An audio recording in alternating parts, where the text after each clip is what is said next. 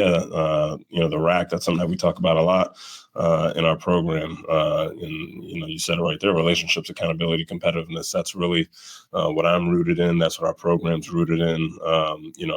Everything pretty much flows from those three buckets. You know what I mean? But that relationships, element, that's first for a reason. Before anything, at the end all be all, it's relationships. At the end of the day, what we're trying to do is get a group of people to be aligned. And the best way to do that is to make sure you bring in great people and you cultivate an environment where great people can thrive. Welcome back to another episode of Not Even D2. I'm your host, KJ Allison, here with my boy and co-host, Naruto Perdomo. Fire episode today. Usually I'll be asking you, like, how you, bro, but I already know how you feeling. Knicks 1-0. They got tough win against the Celtics, so I'm going to just give you the platform and talk your shit. I know you was beefing with some Celtics people online, so just go. Yeah, bro. First of all, it's good to see you, my boy. Good to get back on for another episode, another good intro. But yeah, definitely happy about the Knicks winning. Knicks in 6, don't overthink it. Feel me? Now it's Knicks in 7. but yeah, definitely feeling good, bro. It's a great time to be a Knicks fan. You know what I'm saying? Like Brunson's the man, yo. Brunson's the man. EOD. He's OD. You've been saying, like, clutch player of the year, fourth quarter. Brunson could be playing 0 for 20 the whole game, and then as soon as fourth quarter hit, he not going to miss. Bro, so it makes me think back to when I was growing up, when I was living in New Hampshire, right? Isaiah Thomas, who played for the Celtics, like he had that run where he was averaging like 29 a game, but he was like king of the fourth quarter, where like you knew like if the game was close, he could take over. So like it kind of reminds me a little bit, nostalgic vibes. But yeah, Brunson is definitely killing, bro. It's great to see. I feel like I said, like I've been telling everyone over text, like if the game is close with any team in the NBA and they're playing the Knicks, like I like our chances, bro. We're really good in the clutch, bro. We execute in the clutch. And part of that has to do with the chemistry too. Like guys just know how to play with each other. But also too, like OG Anunoby's been killing, right?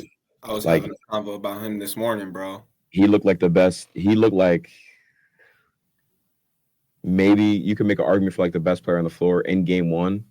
You know what I'm saying? Just with his stat line, the way he was playing, the way like 10 for 20, 29 points. Like he was guarding JT. You know what I'm saying? Cat definitely got to pick it up. But I was definitely happy, the last couple of games from the Knicks, bro. How you feeling about the Thunder though? For real. Real quick about OG, like someone asked me, yo, do you think OG is like he's legit or is this a fluke run? And I was like, yo, this is like a large sample size of OG. Like he's shooting the piss out of it. He's physical, getting downhill. He be punching on people, and like you mentioned, like he can guard big wings like Cade. Now he's got JT, so we got to start talking about OG a little bit more than we have been in the past. But the Knicks definitely looking good, bro. I'm gonna give my predictions about that series in a little bit, but to talk about the Thunder, like last night when Aaron Gordon hit that shot, bro, phone started going crazy. I just shut my shit off. I didn't talk to nobody the rest of the day, bro. I was tight. I woke up this morning like, nah, bro. It's not even that big of a deal, bro. Like it was up 16. We was dominating the game. They went on a run. That happens. I expect them to get one home game win, so we just got to win game 2. But fucking, it definitely hurt yesterday, bro. Like I'm not even on the team, but it definitely like little gut punch when that shot went in. What you think about the game, real quick? We don't want to talk too much NBA, but what you think? Bro, let me keep it a buck with you. I only watched the first half. I had to. I dipped from Hagen's crib after the first half, but I mean, I watched some of the highlights. It looked super competitive. Jokic was dominating, but I thought I seen the last sequence. That decision to foul Chet. Really interesting coaching decision by Adelman. And like Chet, bro, yo, he got to finish though. He got to finish that play. But he looked like, bro, you could tell it like on his body language. He was like right before he's about to shoot that free throw. So I was like, bro, they fouled him the person I'm watching with, I'm like, oh yeah, Chet don't miss free throws.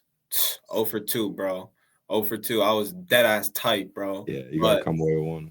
The one thing I was scared about this, like going into the playoffs for the Thunder, was Dub and Chet not looking like themselves, bro. Because same thing happened last year in the playoffs.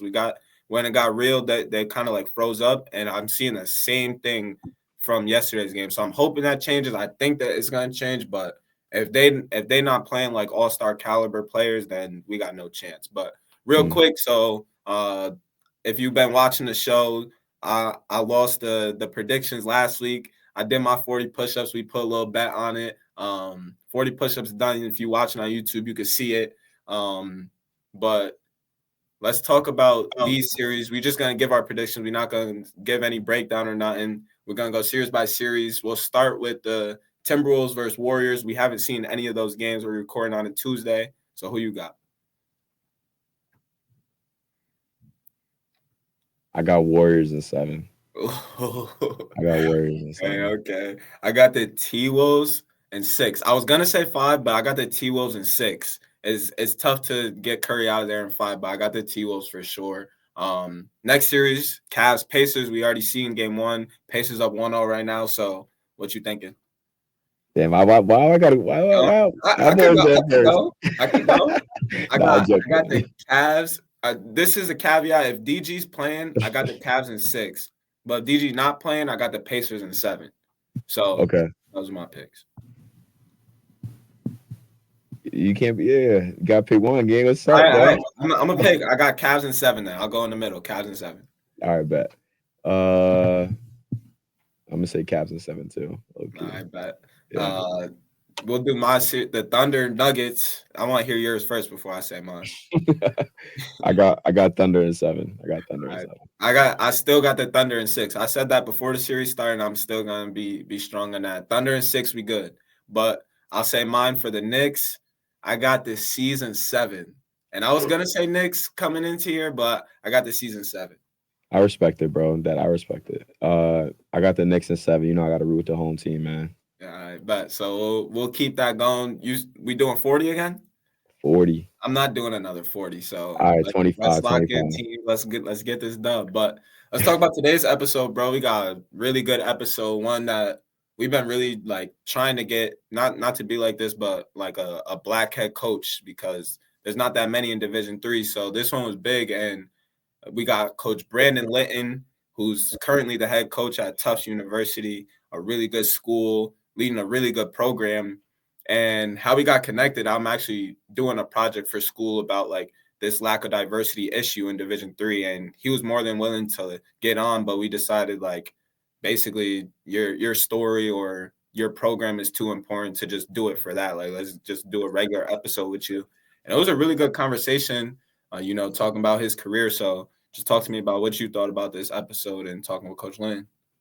Well, first thing I want to say, bro, I know you had mentioned to me the project that you did talking about diversity of coaches in Division III, but like I didn't know when you were gonna like film it or anything like that. So one day, I seen some of the interviews in StreamYard, dude, and they were great listens, bro. So definitely proud of you and the project that you finished. You better get an A or I'm be tight. Appreciate that. Of course, brother, of course. But yeah, so great conversation with Coach Lynn. Tufts, like you mentioned, is one of the best schools in the country, right? Like they've done a lot of winning while he's been there, right? He's a great coach. He's been to Nichols, he's been to Tufts, he's at Army West Point, so he's been around. He's at Bowdoin, right? But he's a really good basketball mind, and we had a great conversation with him. And like I always say, I'm really excited for the viewers to get to know him and just hear the voice behind Tufts basketball, because it's like you said, it's an historic program, great school. Great just overall athletic program in general too, with Tufts, being in contention for like the Champions Cup or whatever it is in Division III every year. But definitely a great conversation. Word. I feel like Tufts kind of gets lost in the NESCAC, but it shouldn't, specifically their basketball program, because like this is 3 straight seasons of 20+ wins, 3 straight seasons of making the NCAA tournament. There's not many programs that can say the same thing, but it kind of gets lost in the NESCAC because Like, for example, this past year, Wesleyan and Trinity getting all the attention. The year before that, Williams and Trinity getting all the attention. They're ranked really high nationally. So Tufts and Coach Linton, they're not really getting that spotlight because they're like third or fourth in the NESCAC. But this is a special program. And I think why it's so good is like he's not just preaching philosophy, like he's practicing it. You talked about like this growth mindset, and it's 100%. You can see it like year by year, they just continuously get better statistically and like just by record. So it's important that a coach isn't just like preaching what he wants his players to do, but he's practicing it because it just trickles down to everybody else throughout the program. 100%. I mean, we see that you gotta, if you're whoever's at the top, gotta carry that same mindset and those same habits, because that he or she's only gonna influence the players around them, people around them. But like you're right. I mean, 54 and 26, and his time at Tufts, reading the website, that's crazy. That's a great accomplishment, and like you said, they're doing a lot of winning, bro. And I think they're gonna be in for a good year. NESCAC's gonna look pretty interesting next year. I know. I'm pretty sure like Trent got some guys in the portal right now, so I don't really know what's up with them. I mean, obviously they're coming off a natty, so they're going to be good if they return those guys. But Tufts is returning a lot of great players and bringing in some good incoming freshmen. That Wesleyan and Coach Riley's going to be back, Williams, all that stuff. So NESCAC definitely going to be a battle next year, bro. Yeah, no, 100%. It's always a battle in the NESCAC. Like that's probably the best or second best league in the country, and like same thing, like. You see the NESCAC teams, they're all competitive and they're all pushing each other because you don't want to get left at the bottom. So you got to go hard in recruiting. You got to go hard in your game plans and all that. But one conversation I wanted to bring up, circling back on like a black head coach, and this was special to me just because like as a minority, you don't really see people, especially in this division and positions of power. So I just want to give one last shout out to Coach Linton for like, having this platform as a black head coach at one of the best schools in the country. Like Tufts is a really, really good school. The location is awesome, etc. But it's special, like for aspiring coaches, minorities like us, to see coaches like Coach Linton have this platform. And he's doing, like, he didn't get his position and not looking out for others like around him. Like it's still, you guys were talking about like inclusivity, like he's big on that. And it's tough at a PWI, but shout out to Coach Lane. He's doing a really good job. And 100%, bro. I love what you said just about, seeing ourselves in coaches, right? Like that's the biggest thing, seeing the inspiration. And you want to, the fact that Coach Linton is like pushing for diversity, like you said, at a PWI, like you love seeing stuff like that, you know what I mean? And he's only going to inspire and influence more, minority coaches to get out there, bro. So, the world is ours. So it's going to be good. I like that. That's a good way to end the intro. So let's hear from our guy, Coach Linton.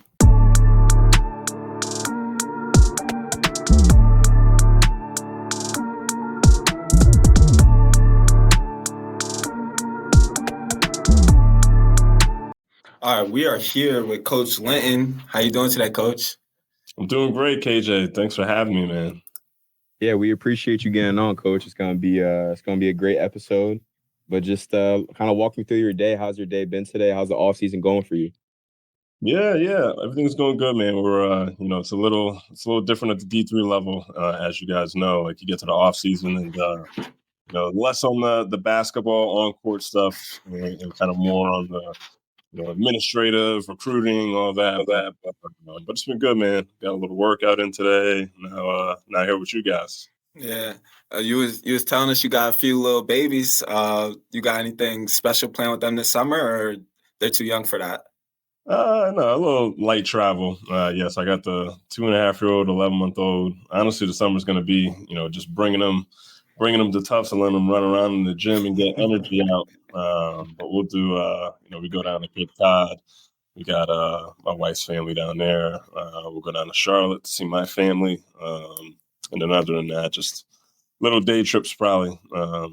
It's hard. You guys don't know yet, man, but it's hard bringing them little 2 and unders anywhere. So you got to keep it short and sweet. No, I feel that.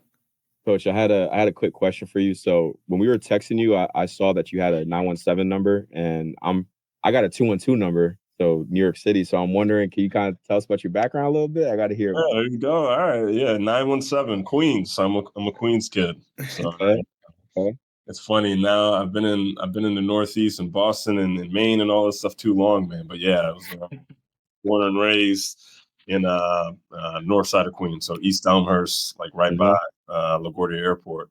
It used to be, that used to be come with a lot of jokes to say, you live by LaGuardia, but now LaGuardia is like the best airport in the world, man. But yeah, that's where I grew up. My parents were there up until last year when they decided to retire down south. So are you a Mets fan? Because Mets are right in Queens. Oh yeah. I'm heavy in the Mets, Knicks, and Jets. So the Jets. That's a bad mix. Whoa. Everything else it used to be a real bad mix. Now it's like a decent mix. The Jets don't get it up. Since we're talking a little about your background, I heard you talking in an interview about how your parents were Jamaican immigrants, if I'm correct. Correct. Yeah. So just talk a little about that, because you made a joke how you guys think you're the best at everything. So just talk about growing up with Jamaican parents, stuff like that. Yeah, no, I appreciate that, man. Good question. Yeah, my parents came to the country in the early '80s, and they had family up here, and just created what they felt would be a better life for me and my sister to come up in. Obviously they didn't know that when they came here. They had us when they got out here. But it's one of the best things as I reflect on my life, man, is having the parents that I did and having the culture that I did as a Jamaican, the son of Jamaican parents. They just instill so many of those what I realize now is great qualities. Hard work, being humble, just putting your head down and getting after it. They raised my sister to such a high standard and high expectations because of what they had to go through to set this all up for us. So we always had this appreciation and gratitude for the things that we got. We didn't have a lot that we would come up with, but we always had enough. We never had to feel like we had to need. So it was a great environment to grow up in. Tough at times, because if you know anything about Jamaican parents, they're not letting you do much of anything. So I guess that discipline, probably comes from them. But it's it's cool, man. It's a special thing, especially as you get older, to feel like you got some culture and some diversity in what your family's been able to do. So it's fun, man. I appreciate that question. Yeah, no, 100%. Ruda, I didn't mean to cut you off, but it's not to get too political, but it's kind of crazy. Like, I shouldn't stereotype, but if you talk to a lot of immigrants, like, they have that similar, like, gratitude and just appreciation. So it's kind of sad that, like, today this country is kind of hunting and trying to get them out, when those type of people are some of the best people you can meet. So I definitely find that really interesting. But I want to talk about the Tufts program a little bit. So your first year at Tufts, you guys won 13 games, I believe 13-10. And then since then, continuously improving the wins, 20 wins, 21, 22. And then this past year, you guys obviously had a really good run. So just talk about, like, what the offseason looks like for you and the staff to continuously see that growth, like, year after year, you just getting more wins, especially in a tough league like the NESCAC. Yeah, no, I appreciate that, man. It's, on one hand, before talking about anything that we try and do, Tufts is a great place, man. I think always, Tufts is going to have an inherent advantage just because, it's a phenomenal school. It's in a great location. So really our job is just kind of like make sure that we're, having the right habits and, getting the right people in the door, and then the rest should take care of itself. But, one thing that we do that we've talked about from the beginning is just, that concept of, that 1%, getting 1% better every day, kind of trying to win the margins, if you will. And I feel like, now being 4 years into it, I feel like that's something that we've collectively been able to kind of grab onto. It's just that continual development theme. I think it's shown. We just continue to, grow. Be real with where we're at. Understand the development that needs to take place. Honestly, a lot of times that comes from having some unfortunate losses or not winning at the rate that you want to. A lot of times that adversity exposes, what needs to be improved. So we've been, fortunate to have that kind of mindset of continual growth, that 1% better. And, I think that's why we've kind of had that upward trajectory. It also helps that we've, brought in some guys that can really play year after year that keep trying to push the limits to how good Tufts basketball could be. So I'm just a fortunate coach in that way that, we got some good players. So more wins usually come when you have really good players. So. Coach, I'm kind of wondering when you developed this growth mindset. Like was it early on in your career? Have you always had it? Number one, and then number two, how do you said you're recruiting a lot of good players, but how do you get your players to take on that same mindset as you, that culture of 1% better every day? And I want to add on to that a little bit more, just for the viewers, like your philosophy, you're big on relationships, accountability, and competitiveness, right? So just talk about like that whole philosophy, adding on with the 1% better too. So on top of Ruda's questions, if you remember what he said. Yeah. You're forcing me to see how smart I am, how much I can remember. No, I think it ties back a little bit to the question about my parents not bringing, just my journey. I feel like I've always.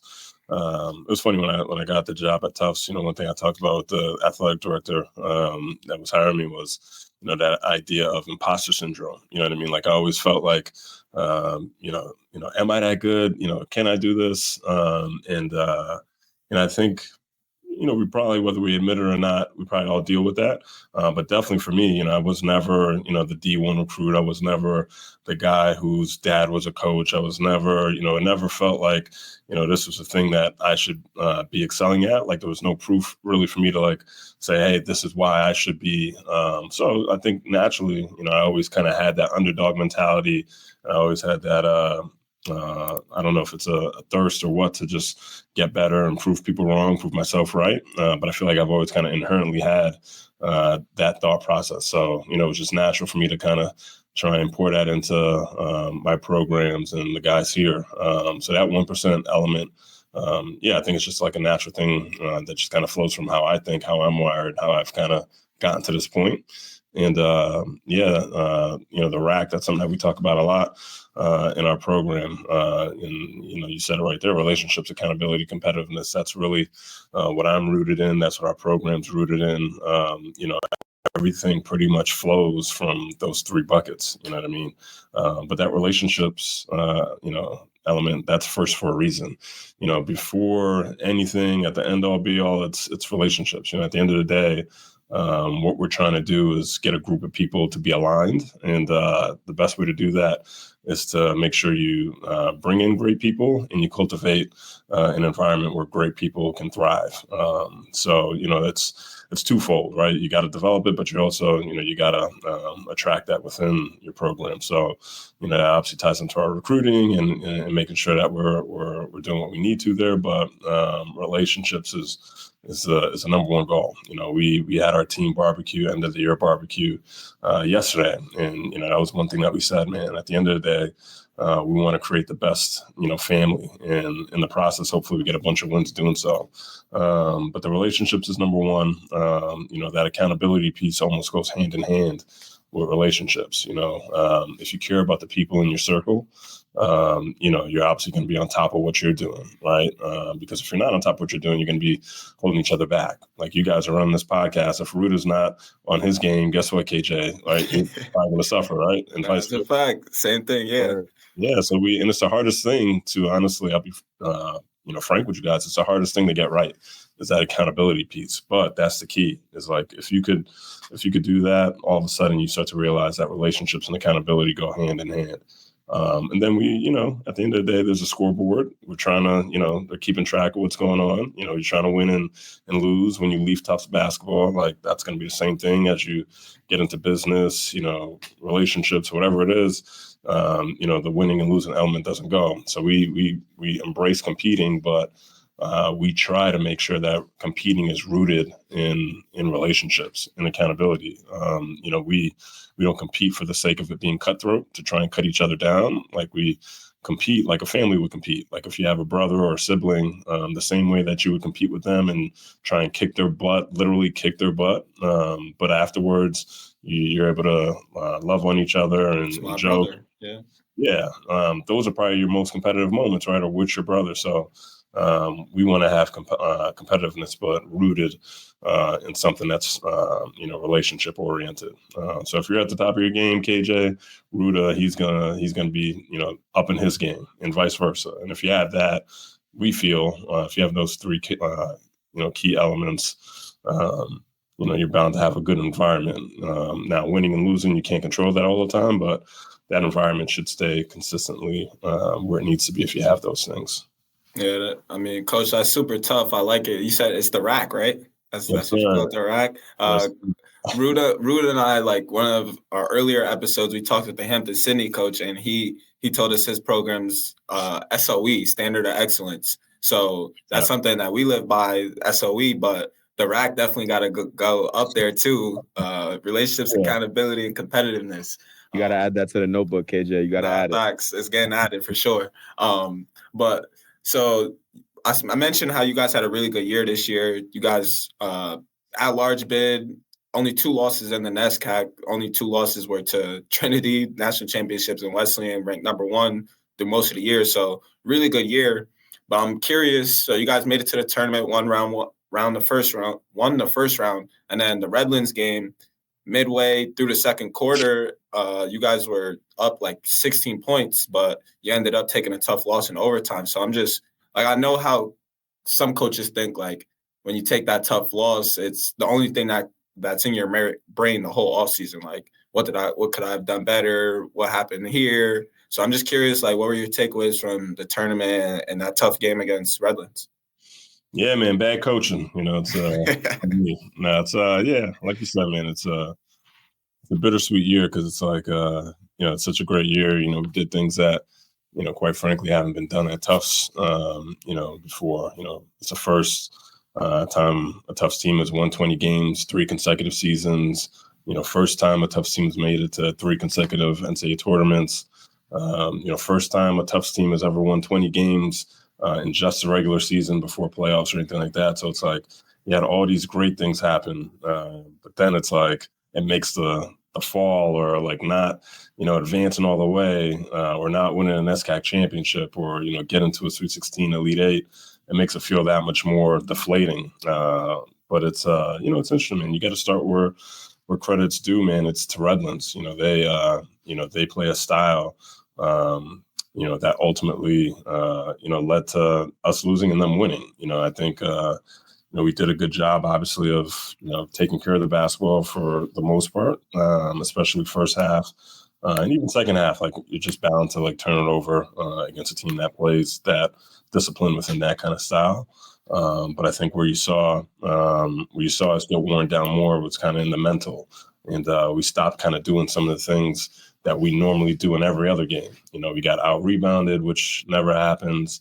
Some of the shots that, I think we, normally generate, we weren't able to. So execution, the mental side of that kind of suffered. But then there's also stuff that, I watch and it's just like, man, I wish I could have that back. I wish I could have that decision back. So, it's a total effect and, it sucks. We'll learn from it, but, Redlands played phenomenal to put themselves in that spot. And you never like to see the team that beat you advance, but it wasn't a surprise that they, made it to an Elite 8 with a chance to go to a Final Four. They're a talented team, got a great coach. So, but it definitely stings, man. And I think, hopefully, you got to look into the future a little bit, but, it could be one of those things where, this time next year, we're sitting here saying, that was the impetus that we needed to set us on track for the best year ever at Tufts. Or it could be something that, if you don't learn from it, it's just like another thing in a string of, unfortunate endings. So we're hoping it's the thing that propels us for next year. I know guys have been attacking this spring. The returns have been attacking the spring with that in mind, with their lifts and pickups. So it's that's what it is. Definitely, definitely expecting a great year out of you guys next year, coach. I know you said like either of those two things can happen, but I feel like you guys are going to respond the right way. You guys have a lot of, good players coming back, like James. How do you say his last name? Morocco. Miraculous. He's really tough. I'm pretty sure he has another year left, and my boy Josh too. So you guys are, and I know you talked highly about some of the recruits that are coming in as well. So definitely expecting a great year out of Tufts, coach. And I want to talk a little bit more about this recruiting aspect of it because I want to know, like, you're working at Tufts, right? And when you're working at NESCAC school, it's a top of the top academic schools. And really, like, you can get kids from all across the country. Like, when you were naming some of the players, like you said, you had some guys from Florida or Philly or New Jersey. I know Josh is from Miami, or, it says that James is from Dallas, right? So what type of player are you really looking for when you're recruiting one? But how do you use like the advantages of a NESCAC tool and advantages of a NESCAC school in recruiting? Excuse me. Yeah, I think more than anything, we're fortunate that Tufts is a national brand, a national university that allows us to kind of recruit nationally. We get a lot of interest from kids regardless of where they're from. So because of that, we really try and put a lot of onus and attention on making sure that we're trying to do a good job of not only evaluating talent, but evaluating people and making sure that it's a twofold element, right? We're getting obviously great basketball players, but again, guys that are going to come in and contribute to the rack. So it's it's definitely a daunting task, but it's also easy as you go through it. And I think we're also sitting in a fortunate spot where the talent pool that we're looking at, we're looking at all guys that are either high-end D3 talents, or might be D2, D1 caliber guys. So the talent part usually isn't the thing that's hard. It's finding the right guys, the right fit, the people with the right kind of drive and makeup to try and do something special. Like that's the part that's hard, and quite frankly, who you're saying no to, right? Because there might be you can't take everybody. And obviously, basketball is not like football where you could have, 20 guys, 30 guys in the class. You got to make sure you hit on the, 3 to 5 guys that you bring in. So we spend a lot of time trying to, make sure that we're trying to get that right. Yeah, I hear a lot about like, so when these NESCAC schools are going out and recruiting, right?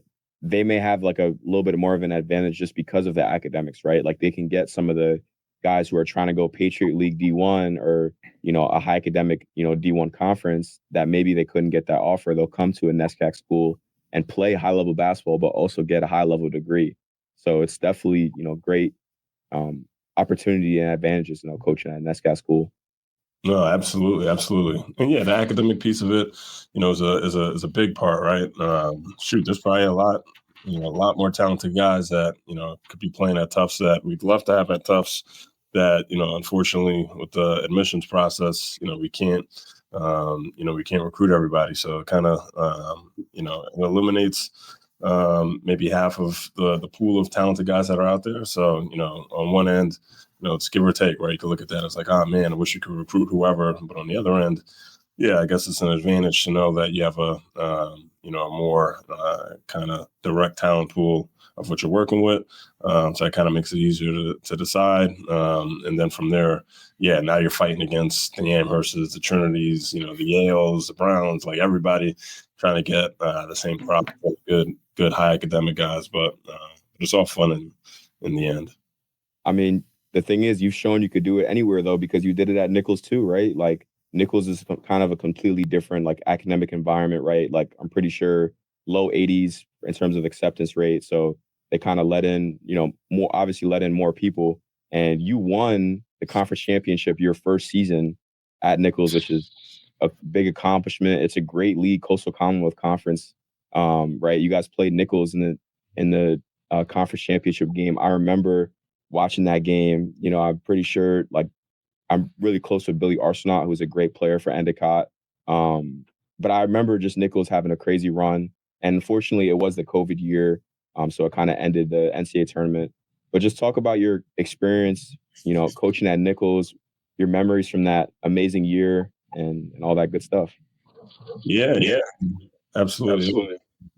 I was lucky to come into Nichols and inherit, quite frankly, just like a loaded team. So they were coming off of their best year ever. They had won 3 in a row. Went to the Elite Eight, 28-3, and they graduated Marcos Echeverria, who was like probably, I think he still is, the all-time leading scorer. Yeah, he is. He was on staff with me as a grad assistant, and I'm thankful I had him my first year there because he was able to put me on game, right away as to, how to keep Nichols rolling, the do's and don'ts, this guy, what he likes, what he doesn't like. But losing Coast was, absolutely, it's like, all right, that's going to be a big deal, but we still had pretty much the entire team intact. I still remember, man, first game at Nichols, we were playing at WPI in like a little opening season tournament against Eastern Connecticut State. And we had 2 phenomenal big guys, Matt Morrow, Jerome Cunningham, who were, preseason All-Americans. And Jerome, our athletic 6'8" big dude, literally 30 seconds into the first game, tore his ACL on a putback opportunity. And I'm 30 seconds into my coaching career, head coaching career, with this team with high aspirations. And you're just like, what the heck? Like, it just, it kind of all just felt like time stood still as, you're watching Jerome out there on the ground. But it was kind of crazy, everything from that point, and honestly, it kind of made everything real. And it was kind of my first lesson into, head coaching. You cannot prepare for literally what's gonna take place, right? So you got to have the ability to adapt on the fly. Development is key. Trust is key. We're able to kind of navigate, losing such a key piece and still have a great year, just because of, the ability to kind of rally around each other and the development that we, kind of poured into those guys. But it was fun, man. Like Deontay Bruton, was our leading scorer and guy that year. He is, it's almost unfair to sit here and take any credit for what we did that year because honestly, Deontay, man, we just kind of rode and followed onto him, man. He was so special. He's such a joy to coach. He made it easy. We had a lot of games that we probably should have, lost that, he kind of turned around for us. And, he had an unbelievable playoff run that year where he pretty much single-handedly, kicked the butts of the 3 teams on a championship there. But it was fun. That was honestly one of my, fondest memories, man, is that year, that season with those guys, winning that chip. Playing in the NCAA tournament, it was a blast, man. So I really enjoyed it. So you said that Echeverria was on your GA for your first year at Nichols, right? Oh yeah. So his brother went to Endicott, and he was a really good player for them. So how was that like scouting process, like brother? I'm kind of wondering about that. Yeah, Jalen always talks smack, man. He'd always come up and lay up lines. We talking smack to his brother, talking smack to me. Game would start. That's what the Echeverias do, man. But it was funny. Like Marcos was definitely a big brother. He'd be like, you got to do this. You got to make sure you get him this way. So we were able to. He still had good games against us his freshman year. But Coach. He wanted to beat his brother's butt, man. That's for sure. So you guys got the dub, so you always say. I know a few people are going to be listening from the CCC during that time, and you said that Marcos was like putting you on game on how to like kind of get that 4-piece. So what were some of the things you got to do to be dominant in the CCC back then? Honestly, we had good players still, man. It was cool. That was obviously Deontay. Had a phenomenal senior season. We lost Jerome, which was real tough. But we had multiple step up. Matt Moore, the big guy on that team, really just became a force down low for us. Jaquan Spencer, he kind of emerged. So Jaquan, it was funny. If anything, Coast, that was a lot of the game that he put me on to was like how to get the most out of Jaquan because he was a talented freshman the year before on that Elite 18. But, he was kind of in and out of the rotation as most, talented freshmen on talented teams are. But as a sophomore that year, especially with Jerome going down, losing coast to graduation, Jaquan stepped up and, he really became, he bursted onto the scene that year as a sophomore. And then he had a really good career after I left. But he helped, with the development of him. And then we just had, some other just really great seniors and role guys that also stepped in and filled up in big ways. But it's funny, man, Nichols is a special place, man. Those dudes, they were winning at a high level well before I got there and especially after. It was just, again, being a first-time head coach, there's a lot of stuff that you overthink. Marcos was just really good at being like, man, coach, like, cut the BS, man. This is what, just get to the point. Let's just do this. We don't need to do this drill. Let's just compete. He helped me keep things simple. When I tried to, maybe be a new coach who's trying out all new types of stuff. It was just, he was good that way, man. So I always appreciate Marcos for that. Yeah, shout out to all the Nichols guys, special memories, but stay with us while we take a quick break. We are back with Coach Linton on the Not Even D2 pod. So you won the CCC at Nichols. Then the year following was the COVID year. And following year after that, you got hired as the Tufts head coach. And I was talking to a few coaches like last week, and they were saying how like arguably the Tufts job is like the best Division III head coaching job in the country. So that's obviously big time. I'm curious kind of how that fell into your lab, like talk about how that opportunity came to you. Yeah, I wonder who said that. They're right, man. It's I push myself every day. Like I'm lucky to work at Tufts. It's the best of a lot of different worlds, man. But it was Coach Sheldon was the longtime head coach at Tufts, and it was funny. We actually played against Tufts that same year in 1920 when we won the CCC, went to the tournament. We played that Tufts team and lost to them, and they went on to win the first ever NESCAC championship that year. And then they won their first two games in the NCAA tournament, and then everything shut down. But in the middle of COVID, Coach Sheldon decided to retire, which obviously, opened up the opportunity. So they had an interim in place.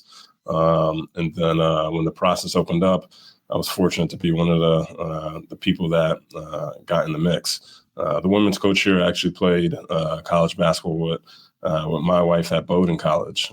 So, I didn't know her too well, but, I kind of just floated my interest, and luckily she passed that along, and, I made it onto the candidate list. And then from there, the rest is history, as they say, kind of went through the Zooms and the in-person interviews and all that stuff. And, just really hit it off with John Morris, the AD, and was fortunate to be extended an offer, and didn't hesitate. Nah, I mean that's a crazy story, Coach. How was can you kind of walk me through? Because like I've told you, like I'm aspiring coach. I think KJ and I both are potentially aspiring coaches. So how did that process go for you? What was your headspace like when you were trying to make those connections? Let's talk about that stuff. Yeah, I think it's it's always surreal, once you get into it. I think again, I kind of mentioned that in imposter syndrome, that I have, especially I think as a Black coach, I think you always probably tell yourself the things that you probably aren't meant for or can't get, or they probably never hire me. So to even be in that space was surreal in and of itself.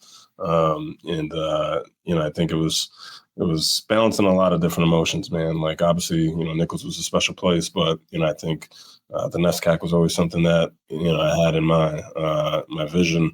Working at Bowdoin College from 2012 to 14, just getting a taste of the league.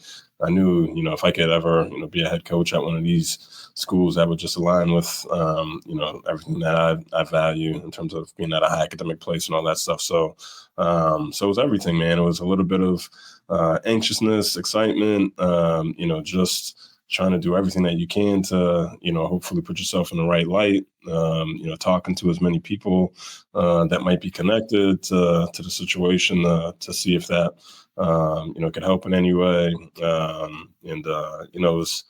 It was crazy. It was also along the same timeline that the Bowdoin College job was open, and I was also in the mix for that opportunity as well. So it was a cool, I shouldn't say cool. It was a stressful time, kind of like navigating all that, and I was fortunate enough to get offered both opportunities, and ended up choosing Tufts.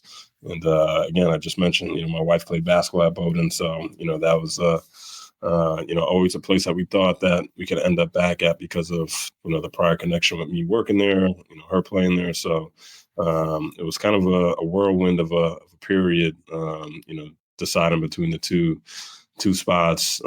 Even being considered for either spot was crazy to me. But at the end of the day, the choice was simple, man, to be at a place like Tufts and call this place home. Yeah, like Tufts is definitely, like we already talked about, academic side of it, but even the facilities too. Like, like we talked about, and off air, I've been to the Tufts gym, playing pickup and stuff like that. And I didn't always have my best shooting day, playing pickup at Tufts, but I always admired the gym though. Always loved it. It's cool. Yeah, it's unique. It's different. It's got the old school staircase in it. Everyone always talks about the staircase, but it's. We had Chosen Amadi on the pod, and he was talking about how like your guys' fans go crazy too. He's probably still looking for some of them to scrap with, man. They were going back and forth. The NESCAC, all the crowds. That's what's fun about the league, man. It's the kids. It's all sports teams. They all come out and support their buddies and their friends and all that stuff. But yeah, it's a fun atmosphere, especially those playoff games. Definitely, watching those games, you could hear the crowd through the screen, obviously. And like I was saying, just the atmosphere in the Tufts gym. I mean, it looks like on the outside, maybe a little bit older, but you come on the inside and it still is kind of like an older feel, but it's still like, it's fresh. It's, you have the crowd can sit above, right, and like watch the game that's happening below. So it's definitely a cool and interesting vibe. And, you mentioned that you coached at Bowdoin before, and you also coached at Army and Nichols. And I'm wondering how these experiences at these different programs kind of influenced you in your first year at Tufts. Yeah, no, it was that's a great question. I think obviously going to Clarkson, working there for 2 years, I was fortunate. I've always been fortunate, man, to just be the beneficiary of great people.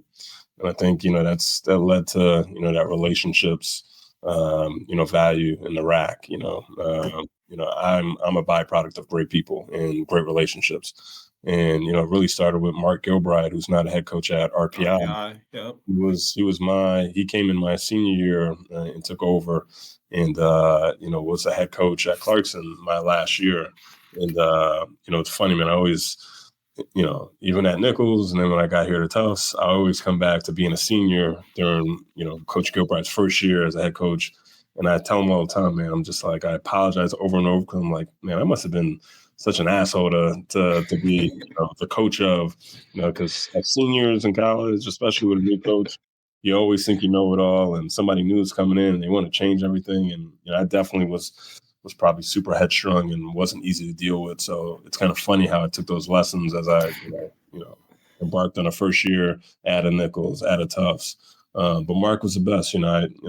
After I graduated, he brought me back as a volunteer assistant coach, and I worked in the admissions office at Clarkson, and I did that for 2 years. And then when his dad at Bowdoin had an opening, he said, "Hey, if you really want to get into coaching and stay in it, he's got a full-time assistant opening. I think you should go for it." And again, rest was history with that. I interviewed, got it. And I worked at Bowdoin for 2 years with Tim Gilbride, and again, working with the Gilbrides, I'm just eternally grateful for them, man. Just the best people. But that set me on the path that I eventually am now on. Working at, Clarkson's a good academic school. Bowdoin was a high academic school. that led me to, get into the Patriot League at Army for 5 years, another high academic school. I knew I wanted to be a head coach. Nichols opened up, obviously, great basketball, good academics, but I knew I wanted to get back to that high academic space. So all of it kind of helped lead to, wanting to be in an environment like a Tufts and NESCAC. And again, I kind of mentioned, thinking about me as a senior, with a new coach, I tried to, coach in a way that was always, thinking of the seniors in mind, most importantly, when taking over at Nichols and taking over at Tufts, and just trying to do everything we could to, make sure that year didn't feel too disruptive, for those guys. And I think, that's one thing I feel like I learned taking over at, two different spots is, first and foremost, it's not easy. It's probably, I would argue, harder to take over, teams that had success the year prior and to try and keep it going than it is to take over a team that is coming off an 0-25 year because anything is progress. But the one thing I tried to do, and, who knows if it was good or worked or whatnot, but just tried to put seniors first and, include them in the conversations and how things were going and how they wanted things to go. And not saying that Mark didn't do that, but I just know how important that relationship is to get right on that first year. Yeah, no, I respect that 100%. Shout out to Coach Gilbride. I've talked to a few coaches, and everybody who's worked under him always has high praises for, his influence on their coaching career. So definitely shout out to him. But so I was talking to Coach Ed Silva, coach at UNE, and he was talking to me about how you're a great guy. You run a great program you ran a great program at Nichols and now at Tufts. But he mentioned to me that you were very passionate about equity, inclusion, and leadership at Nichols. And I'm kind of curious how, Tufts is a PWI, and you mentioned how as a Black coach already you're second guessing yourself. So how are you kind of bringing those aspects of coaching into the Tufts program? Yeah, no, great question, man. I'm glad Ed shared that. It was cool. It was when I was at Nichols, it was in the height of COVID and the pandemic, and obviously all the social unrest. After George Floyd was murdered. So as hard as that was, there were some good things that came out of it. One of which being, we were able to start up a social justice group at Nichols that, I got to be kind of the point person on from a, coaching the athletic department standpoint. We had a bunch of student athletes who were super passionate, and it was cool just to kind of be somebody to help, serve as a support unit for them, but also to help kind of push different initiatives and programming that was important to us. And then, obviously getting here, the Tufts, like you said, at a PWI, and obviously the team when I first came in was very reflective of the entire school in terms of the demographics.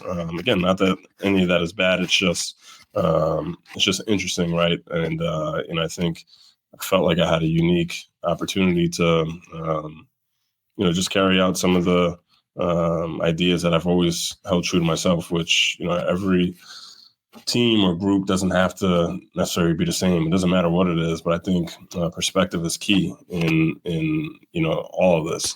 I think with more perspective, you have greater empathy. So we've just tried to honestly build a team that I kind of feel like embodies what I kind of grew up around, being from Queens. We had people from all different types of walks of life when I was growing up, and just trying to build a team that's inclusive of everything, not only just race, but hopefully geography, socioeconomic status, you name it, just a group that everyone could feel that they're benefiting from being a part of, and not intentionally just trying to slant it one way or the other, but just trying to have an environment that's representative. And then honestly, We have a DEI committee here at Tufts that I'm a part of, which has been awesome. It's been a good driver of conversations and initiatives, and there's a lot of stuff that, quite frankly, we still need to continue doing. But it's been great to be at a place like Tufts that's open and receptive to, still trying to be inclusive, even though that's something that's being used as like a curse word. As we kind of navigate the world today, Tufts has been great about, standing on business when it comes to inclusivity. So that's been refreshing. That's almost doubled down my pride in being a jumbo and being here at Tufts. So it's cool. We're in a good place. I think the school in general is a great place in that regard. Our team, obviously, it's not like we do programming. I'll be honest. Somebody asked me this, and I forget who it was, but it's not like we're sitting down and having programming sessions on this stuff. My big thing is just trying to make sure that the vibe is one that, again, inclusive, and people feel open to be able to be who they are, whatever that is, and allowing a space for people to feel empowered to speak up about what's on their mind or what's important to them. And I feel like we've done that. I feel like it's also something that you probably never really know if you're hitting the mark on. But I'm a big vibes guy, and we're trying to keep the vibes as such that it feels inclusive and people understand the do's and don'ts of an environment. I just want to say, Coach, definitely love that you're, taking on that responsibility head on, right? I have this opportunity as the coach at Tufts to create an inclusive environment that, is representative of where I grew up, right? And that's awesome. I grew up in, we were talking about early on in the episode, I grew up in Brooklyn, Crown Heights, right? Which is a super Caribbean community. And then I went to school in Lower East Side where, I went to school with people from all walks of life, right? And it's interesting you're talking about how inclusivity is seen as a curse word now, and really that's how life kind of is. You're supposed to be inclusive, right? You're supposed to. Thanks. Yeah, I think that's should be what this country was founded on, right? Everybody being created equal. So it's nothing that's different. I mean, it's something that people will try and make you feel like is taboo and different, but it's not. And I think we're all better because of obviously all of our differences. I think we all can agree on that one. It's funny, one of the more fun things that we did, or cool things that I reflect on, is with Josh. We went, Tufts has, a lot of space on camp, and they invited us for kosher dinner, and it was cool. And obviously for Josh as a Jewish kid, for our whole team to pull up to halal and eat and break bread with the other Jewish kids on campus, that was really cool. So we don't, again, I don't share that to get a pat on the back, but I'm more so just saying those kind of things. It doesn't matter what the deal is, to do something that's outside of your norm, so to speak, and just gain a deeper, respect and perspective on something that's different from what you are used to. I don't see how that's a bad thing. Definitely not a bad thing at all, Coach. And you provided a lot of great insights for us, during this episode. We really appreciate the conversation. But now we're going to get into rapid fire, and KJ got starting 5 after rapid fire. But you ready for rapid fire or no? Is anybody ever truly ready for rapid fire? We'll see how it goes, man. I'm going to take it out of So I got 3 questions for you, Coach. So first rapid fire question. Do you have a dream coaching matchup in the NBA or high major college basketball? And if so, who is it? Oh man, shoot! Right now it might be Tom Thibodeau, man. I'm pissed at him. I want to coach him for his job, man. I would say a dream matchup. Honestly, I don't know. I just always grew up, as obviously a huge Knicks fan, and the Jeff Van Gundy era was probably more my, my era as a kid, kind of coming up in those Knicks teams in the late '90s, early 2000s, and I've always just admired Jeff Van Gundy. Obviously, he was a D3 hooper, upstate New York guy. So, if to go up against him, that'd be pretty cool. Like that pick a lot. Next rapid fire question we got for you.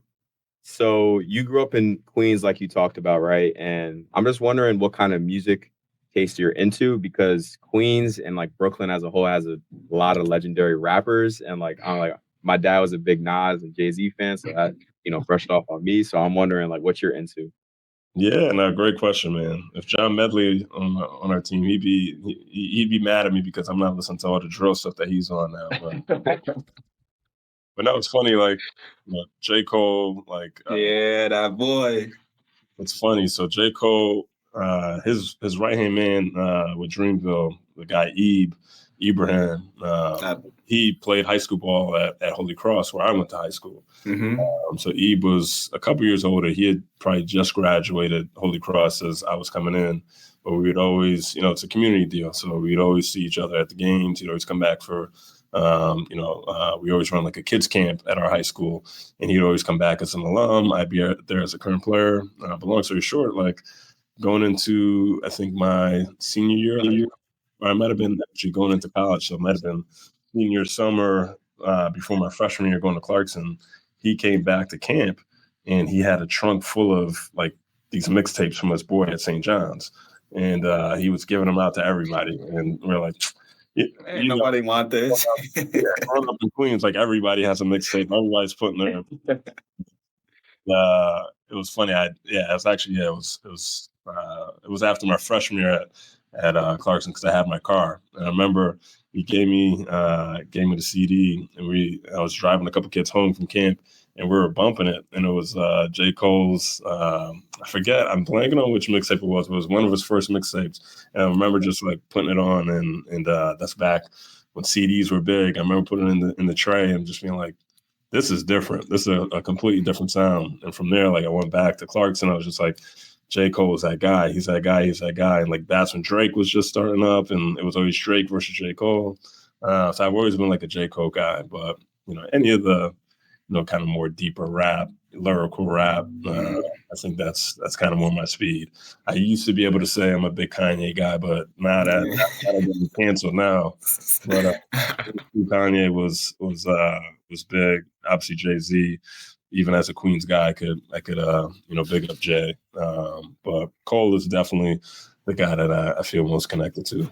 That's definitely a great poll for you, Coach. I'm not gonna lie. And then last rapid fire question: what is your favorite gym to play in besides? How do you pronounce the Tufts gym? Cousins. Yeah. Cousins. So what is your favorite gym to play in besides Cousins?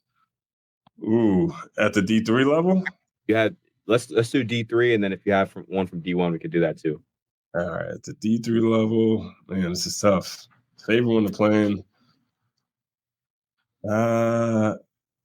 It's kind of funny, and this might be biased because I worked there for 2 years, but Bowdoin was always it's kind of like a unique little gym, but I always like that. Bates, actually, I might give some shout outs to Bates. Like Bates has got the oldest gym, I think, in America, but like they always seem to, it always feels like it's like a million people in there and it's super loud. It's always a close game when you play there. So that, you always know it's going to feel like a dope atmosphere playing at Bates. So that might be one of them. But that's a good rapid fire question, man, because I don't know how to think about that. That's two main schools for you. I'll give you. That's tough. Great gyms. We got to move to the starting five edition. So if you're a coach assembling a lineup, point guard through center, who's your lineup going to be? And this edition is the best players that you've coached. So just tell me their names and where you coach them at and what position they're going to be playing in your lineup. Yeah. That's a good one. So for this, I'll exclude current players. I don't want to make anybody jealous. The former guys, I would say Deontay Bruton has to be. He's on that list. So he's going to be in the guard spot, whether he's shooting guard or point guard. We're going to wait and see. Actually, he'll be shooting guard. Point guard will be Tommy Funk. So he was at Army when I was there. Okay. So he was like Mr. Everything at the point guard spot for Army. He was a dog. He was from Philly.